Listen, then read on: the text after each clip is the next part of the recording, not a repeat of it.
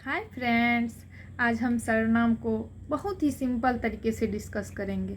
सर्वनाम संज्ञा के स्थान पर प्रयुक्त होने वाले शब्द सर्वनाम कहलाते हैं। मूल सर्वनाम 11 होते हैं, जैसे मैं, तुम, आप, यह, वह, जो, सो, कोई, कुछ, कौन, क्या। सर्वनाम के 6 भेद होते हैं: पुरुषवाचक, निजवाचक, निश्चयवाचक, अनिश्चयवाचक, संबंधवाचक, प्रश्नवाचक। अगर आपको ऐसे नहीं याद होती है तो इसका ट्रिक है: निज निश्चय, संबंध और निश्चय, प्रश्न पुरुष 6 जान। सर्वनाम के 6 भेद: निज निश्चय, संबंध और निश्चय, प्रश्न पुरुष 6 जान। उसके बाद आपको हम बता रहे हैं पुरुषवाचक सर्वनाम। पुरुषवाचक सर्वनाम के 3 भेद होते हैं: उत्तम पुरुष, मध्यम पुरुष, अन्य पुरुष। उत्तम पुरुष यानी कि मैं, मध्यम पुरुष तुम, और अन्य पुरुष में मेरे, आपके अलावा बाकी सारे लोग, जैसे वे। उसके बाद आता है निजवाचक सर्वनाम। निजवाचक सर्वनाम में स्वयं के बारे में बोला जाता है, जैसे सीता स्वयं काम करती है, मोहन खुद ही चला जाएगा।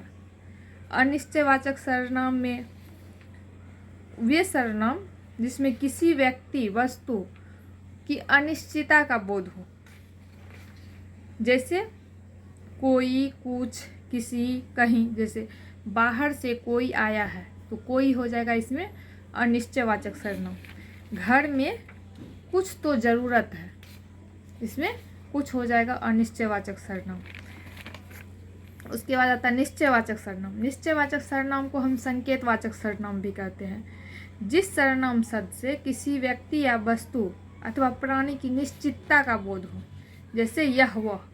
जैसे यह घर मेरा है, मैं कुछ पुस्तक लाया हूँ, उन्हें आप देख लीजिए। यानी कि ये पुस्तक है, यानी कि निश्चित है, अनिश्चित नहीं है, निश्चित है। इसको हम निश्चयवाचक सर्वनाम कहते हैं। उसके बाद संबंधवाचक सर्वनाम। वे सर्वनाम शब्द जिनके माध्यम से दो वस्तु या व्यक्ति के मध्य संबंध को सूचित किया जाता है, जैसे जो, सो, जिसका, उसका, जिसने, उसने। जैसे जैसी करनी वैसी भरनी, जिसकी लाठी उसकी भैंस। उसके बाद प्रश्नवाचक सर्वनाम।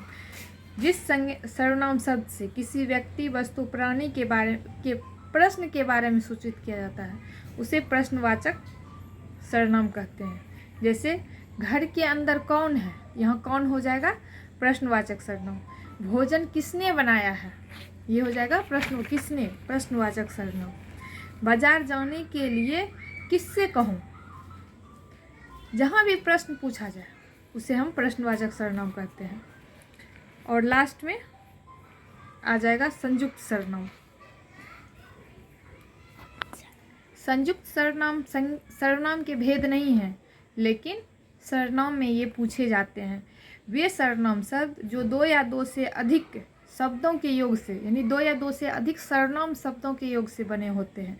जैसे वहाँ आपको कोई ना कोई मिल जाएगा, तो कोई ना कोई, यहाँ पे 2 सर्वनाम है और 2 सर्वनामों के मेल से बना है कोई ना कोई, इसीलिए हम इसको संयुक्त सर्वनाम कहते हैं। जैसे सब कोई अपना ही हित चाहते हैं, तो सब कोई, सब भी हुआ सर्वनाम और कोई भी हुआ सर्वनाम। तो 2 सर्वनाम जब एक साथ मिलके कोई शब्द बनाए तो उसे हम संयुक्त सर्वनाम कहते हैं। थैंक यू गाइज, आज सर्वनाम चैप्टर कंप्लीट हुआ। अगर आपको मेरा वीडियो पसंद आती है तो प्लीज़ आप सब मुझे कमेंट भी कीजिए कि मैं किस टॉपिक पे और अगला वीडियो बनाऊं, और आप लोग हमको सपोर्ट कीजिए। Thank you.